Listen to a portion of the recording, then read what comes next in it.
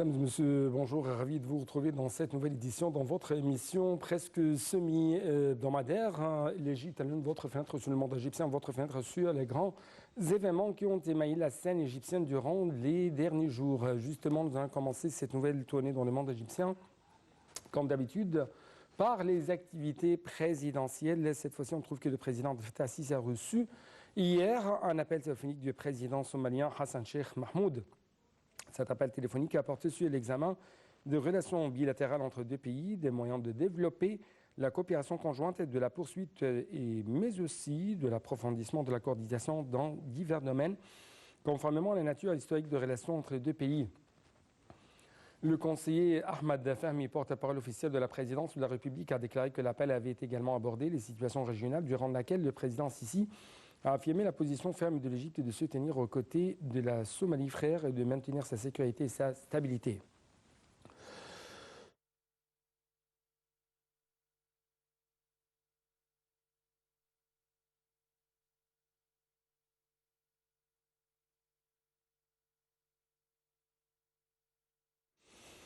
D'autre part, le président Fattah al-Sisi s'est réuni lundi avec le Premier ministre Dr Moustapha Madbouli et la ministre de la Solidarité sociale Nivine Al-Qabbaj. Le porte-parole officiel de la présidence, le conseiller Ahmad Fahmi, a déclaré que la réunion avait porté sur un certain nombre de sujets, notamment la vision de la protection, de l'amélioration de la qualité de vie des personnes âgées en Égypte, ainsi que des moyens de relever les défis auxquels elles sont confrontées.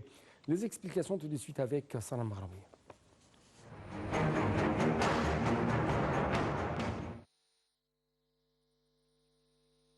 Lors de ces réunions avec le Premier ministre Moustapha Madbouli et la ministre de la Solidarité sociale Nivine Al-Qabbaj, le président al-Sisi a été informé des services qui leur ont été fournis, notamment les services sociaux, d'assurance et de santé, ainsi que l'importance de faciliter les transactions pour les personnes âgées dans toutes les institutions, de coordonner les efforts et de développer une vision commune pour leur fournir les moyens de vivre dignement.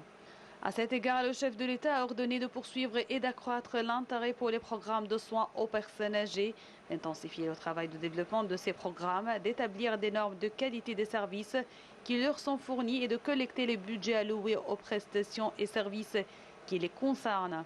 Le président al-Sisi a également donné ses directives d'une allocation de 100 millions de livres du fonds Tahya Masr pour soutenir le fonds des personnes âgées qui devrait être créé immédiatement après l'approbation par le Parlement de la loi sur les droits des personnes âgées, en plus de commencer à étudier les moyens d'améliorer la protection sociale, sanitaire et juridique des personnes âgées et de stimuler leur participation communautaire à tous les niveaux.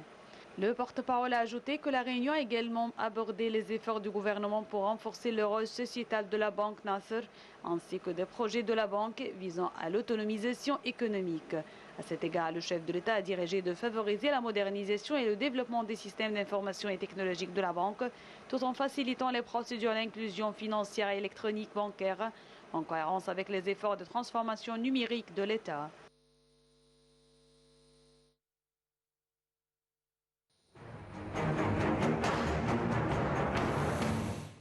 D'autre part, le président Fattah al-Sisi enjoint de créer des conditions favorables aux investissements étrangers. Le président a également passé en revue les indicateurs de la situation économique mondiale de l'économie égyptienne, des performances du secteur bancaire du pays. Salam Marabi, les explications.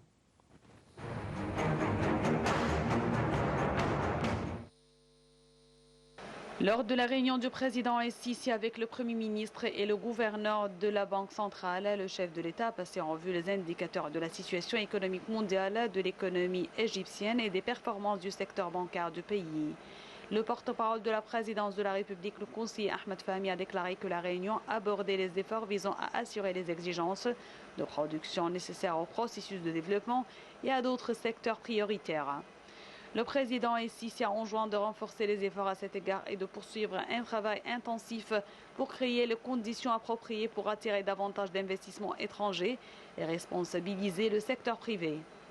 Le gouverneur de la Banque centrale a présenté un certain nombre de sujets connexes, parmi lesquels les nouvelles décisions émises par la banque qui entrent en vigueur le 1er janvier 2024 et exigent que les clients soient exonérés de tous les frais et commissions liés aux services de virement bancaire électronique pour les particuliers en livre égyptienne.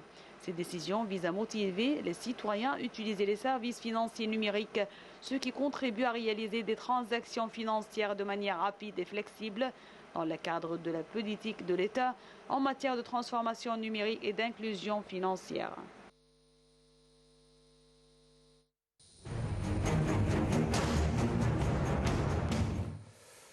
L'aéroport international d'Al Arish a reçu hier 4 avions transportant 58 797 tonnes d'aide humanitaire pour les Palestiniens dans la bande de Gaza. Le chef de la branche du Croissant Rouge égyptien dans le Sinaï, Dr Khaled Zaïd, a déclaré dans un communiqué de presse que le premier avion venait des Émirats arabes unis transportant 4 477 tonnes de carburant et que le deuxième avion venait d'Arabie saoudite transportant 4 281 tonnes de secours, de fournitures médicales et de nourriture.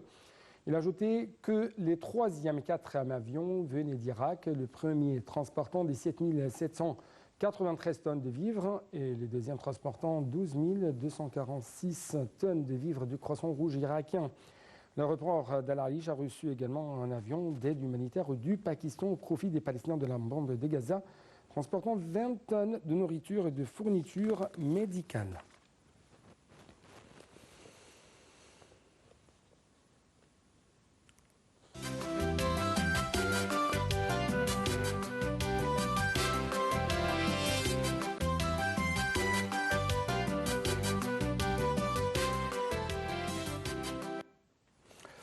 Dans le domaine économique, on trouve que le gouvernement égyptien compte sur la bourse égyptienne comme plateforme de financement et d'investissement. Le Premier ministre Dr Moustapha Madbouli a déclaré que son gouvernement comptait grandement sur cette bourse égyptienne comme plateforme de financement et d'investissement dans un certain nombre de dossiers importants, notamment le programme dit PO, qui consiste à introduire des entreprises publiques en bourse, ce qui permet d'attirer plus d'investissements étrangers dans le pays.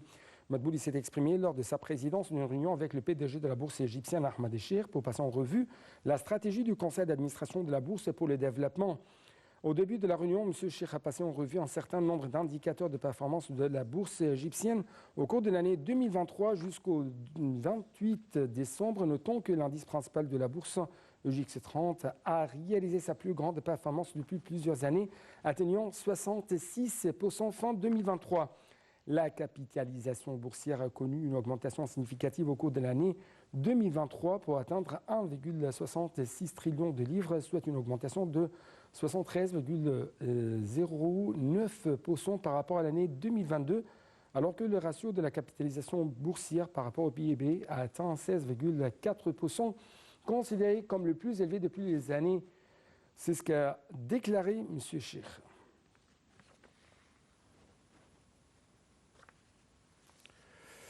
À partir du 1er janvier 2024, l'Égypte est devenue officiellement membre du groupe des BRICS. Les 5 pays membres du BRICS, à rappeler Brésil, Russie, Inde, Chine, Afrique du Sud, avaient décidé à l'unanimité le 25 août 2023, en clôture de leur 15e sommet tenu à Johannesburg, l'expansion du groupe à 6 nouveaux pays.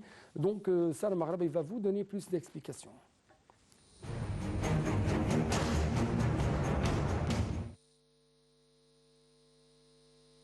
L'Égypte a déposé sa candidature au BRICS lors des 8e réunions annuelles de la nouvelle banque de développement NDB qui appartient au BRICS en Chine les 30 et 31 mai. L'Égypte a rejoint la banque en fin mars. À partir du 1er janvier 2024, l'Égypte est devenue officiellement membre du groupe des BRICS. Les 5 pays membres du BRICS avaient décidé à l'unanimité le 25 août en clôture de leur 15e sommet tenu à Johannesburg l'expansion du groupe à 6 nouveaux pays. Parmi une quarantaine de candidats, l'Égypte, l'Arabie saoudite, l'Argentine, les Émirats arabes unis, l'Éthiopie et l'Iran ont été retenus, sans que les critères d'adhésion ne soient dévoilés. 30 autres pays sont dans l'attente d'une adhésion. Le groupe des BRICS vise à renforcer l'usage des monnaies locales et de réduire la prédominance du dollar dans l'économie mondiale. Le groupe des BRICS a été fondé en 2009, puis a élargi à 5 membres en 2011. L'Argentine a annoncé le 29 décembre qu'elle ne rejoindrait pas le BRICS. Selon un politologue au Centre des études politiques et stratégiques d'Al-Ahram, la position stratégique de l'Égypte et son rôle politique et diplomatique de premier plan dans la région du Moyen-Orient et de l'Afrique du Nord En plus de son influence au sein de la Ligue arabe et de l'Union africaine, elle lui octroie une force géopolitique, renforçant la représentation arabe, islamique et du Moyen-Orient au sein du groupe des BRICS. Avec cet élargissement, les BRICS représenteront à partir de janvier 2024 près du tiers du PIB mondial et près de la moitié de la population de la planète.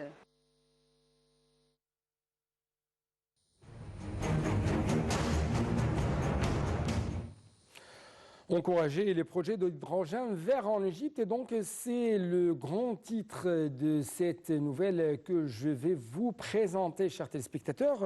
Comme vous trouvez sur l'écran, le Parlement égyptien a approuvé dans sa séance plénière présidée par le conseiller Hanafi Gebel le projet de loi régissant la mise en place de la compagnie du projet d'hydrogène vert. Il s'agit de signer des accords pour les élargir.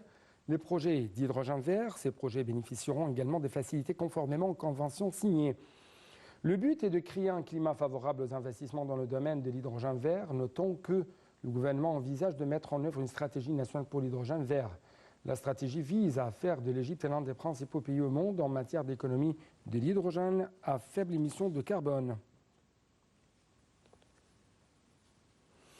Un accord de financement dans le domaine de développement de 135 millions d'euros et d'un don de 30 millions avec la BEI. Avec plus d'explications, le ministère de la Coopération internationale et la Banque européenne d'investissement ont signé un accord de financement du développement d'une valeur de 135 millions d'euros et un don de la part de l'Union européenne de 30 millions destinés au financement du projet d'industrie verte durable au profit du ministère de l'Environnement. Cela s'inscrit dans le cadre de relations étroites entre le gouvernement, le BEI, qui s'étendent sur plus de 4 décennies et qui ont renforcé les efforts de développement dans les différents secteurs gouvernementaux et dans le secteur privé grâce au financement de développement concessionnel, aux dons et au soutien technique. Le projet vise également à soutenir la transition verte dans le domaine de l'industrie en mettant en œuvre des mesures liées au changement climatique et à la durabilité environnementale, selon déclaration faite par la ministre de la Coopération internationale, Rania Al-Mashat. Elle a ajouté que le projet couvrirait l'ensemble des gouverneurs du pays en se concentrant sur les sites industriels et les zones touchées par la pollution, en particulier la pollution de l'air ou de l'eau, pour lutter contre les impacts négatifs sur la population et l'environnement.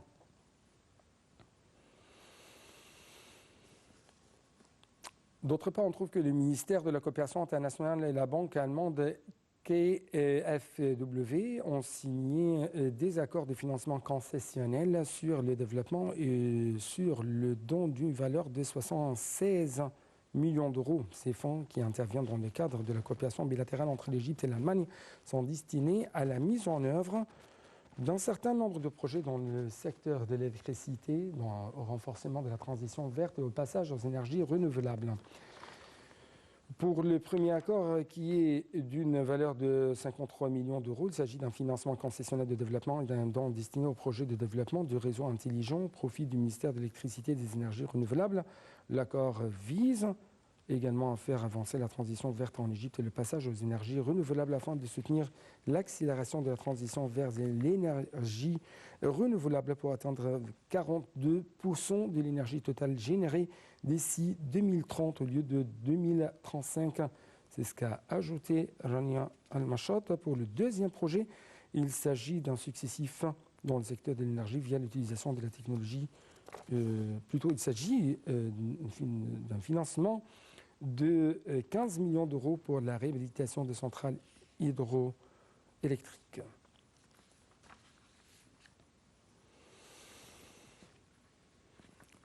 L'Égypte avance toujours sur la voie de la durabilité dans le domaine économique. Comment grâce aux efforts déployés par l'État égyptien, le secteur de l'électricité spécialement a obtenu des résultats exceptionnels au cours de l'année 2023 en se concentrant sur la réduction des pertes et en assurant la durabilité. Le réseau de transport électrique égyptien a été témoin de la mise en œuvre d'investissements d'environ 5,7 milliards de livres égyptiens, comprenant la création de nouveaux postes de transformation ainsi que l'expansion des postes de transformation existants, notamment en Haute-Égypte et dans le gouvernorat les plus défavorisés. Le développement du secteur d'électricité a commencé en 2014 de par le soutien fort de la direction politique, surtout le lancement du projet national d'électricité, donnant ainsi le coup d'envoi à la réalisation d'acquis successifs dans le secteur de l'énergie via l'utilisation de la technologie moderne en coopération avec le secteur privé.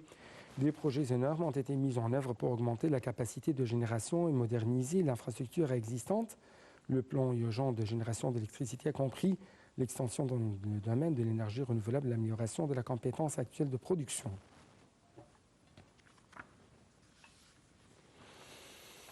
L'Égypte annonce des avancées significatives dans ses opérations pétrolières et gazières avec de nouveaux projets de forage et de production reflétant l'ambition du pays de renforcer sa position dans les secteurs de l'énergie.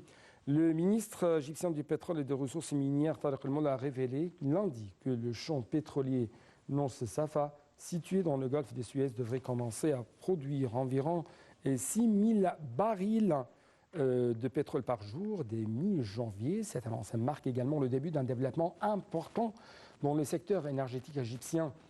Avec un plan ambitieux impliquant le forage de 7 nouveaux puits, il est prévu que le taux de production de champs atteigne jusqu'à 12 000 barils par jour. La première phase de la production a déjà permis d'extraire environ de 1 500 barils par jour.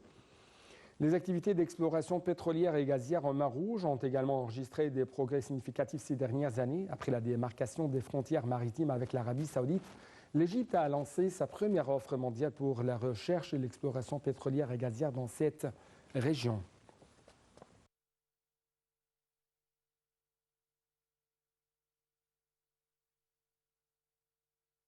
Avec ça, nous devons clôturer cette édition. Merci beaucoup pour votre attention. À la prochaine.